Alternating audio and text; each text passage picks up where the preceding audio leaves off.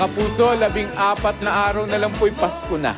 Sa mga naghahanap ng mga Christmas pasyalan, patok ang iba't ibang Christmas village sa bansa. Gaya na lang ng sa Ilagan City, Isabela, kung saan may dambuhalang Christmas tree na may life-size action figures pa. Makibalita tayo kay John Ponsoy.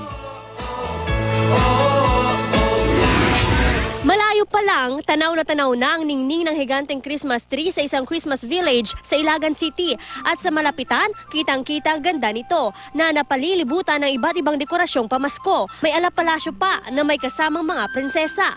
Mawawala ba naman ang bilen? At sa paligid, nakatayo naman at tila nagbabantay ang mga life-size figures ng mga superhero, gaya ni na Incredible Hulk, Superman, Spider-Man at iba pa. Christmas around the world naman ang paandar ng Christmas Village, San Manuel, Pangasinan.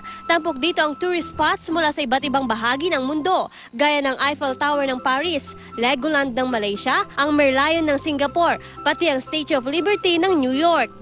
Dagdag aliw naman sa mga namamasyal sa plazas or Moc City ang pinailawang dambuhalang Christmas tree. Pinalibutan naman ng shells, corals at iba pang makikita sa dagat ang Christmas tree sa isang hotel sa Davao City. May mga nakasabit ding Christmas cards kung saan nakalagay ang mga wish ng mga batang may cancer.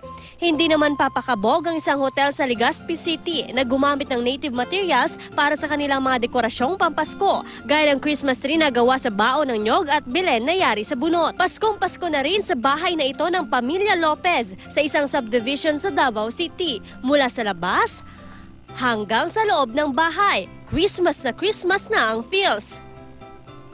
Ang kanilang Christmas tree may paikot-ikot pang paandar.